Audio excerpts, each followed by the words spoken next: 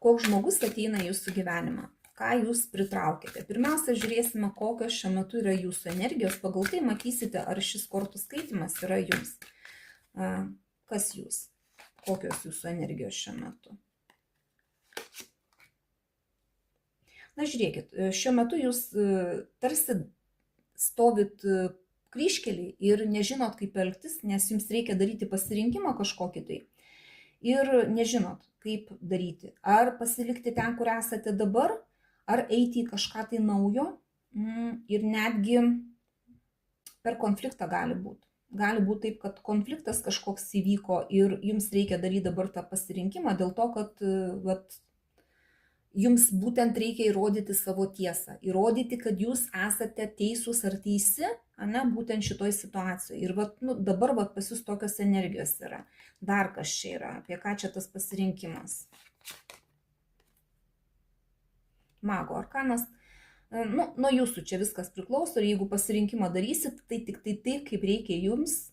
Su niekuo nesitarsite, o spręsite būtent vieni. Tai, kaip reikalinga būtent jums. Jeigu pažinote save, einam toliau. Kodėl dabar esate būtent šiame etape, tame pasirinkime?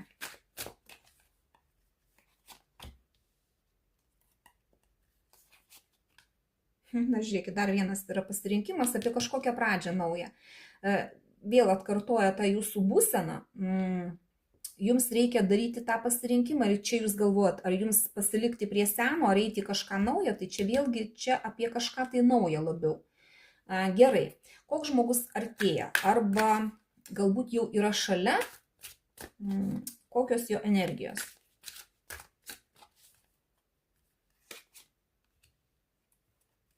Ohoho. Na, žiūrėkit. Žmogus yra aistringas, lazdų riteris visą laiką apie tai, kad turi daug ugnies.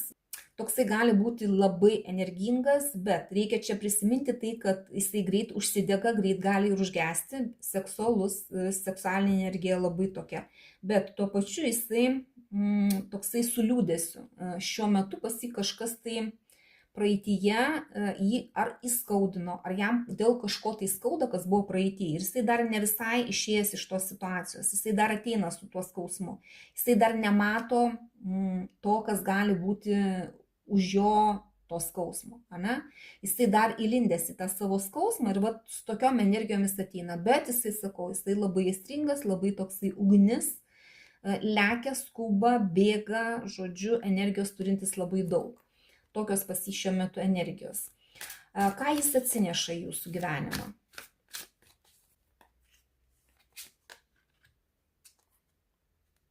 Pasirinkimas vėl ir išėjimas.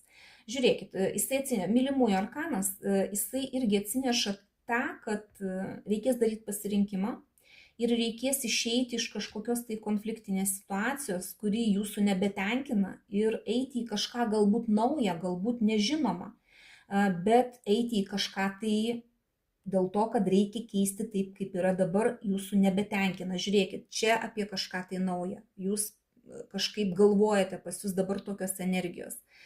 Kodėl esate dabar šioje situacijoje, šiame etape, vėl apie kažką tai naują. Čia vėl apie naują.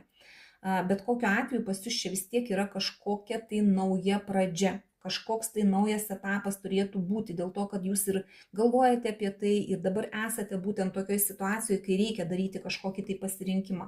Daug pasirinkimų, žiūrėkit, dvejetukai, pasirinkimo kortas. Mylimųjų arkanas irgi apie pasirinkimą. Ir čia apie tai, kad reikia išeiti iš tos situacijos, kuri jūsų nebetenkina. Gerai, žiūrim toliau. Kodėl jis ateina būtent dabar?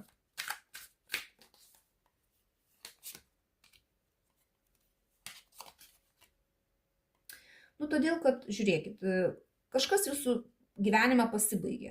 Mirties arkanas visą laiką rodo apie transformaciją. Pasibaigė kažkokia situacija jūsų gyvenime, galbūt jūs dėl to ir norite išeiti į kažką tai naują.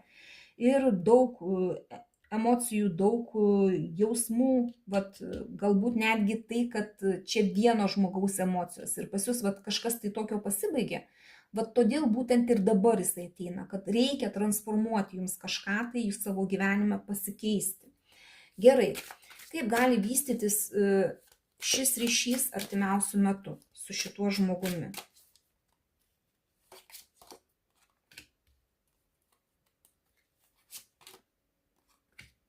Na, žiūrėkit, iš vienos pusės tai yra draugiškumas, draugystė, tiesiog kai jūs vienas kitam padedat, draugiškai elgiatės vienas su kitu.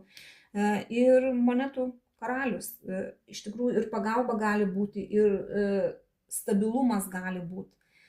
Ir šis ryšys gali vystytis per draugystę iš pradžių, o paskui išeina į tai, kad jūs vienas kitam galite duoti stabilumą.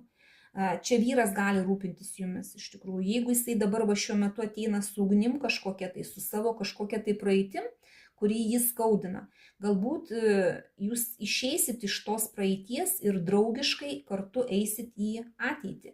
Patarimas, į ką verta atkreipti dėmesį, kad nepadarytumėt klaidos.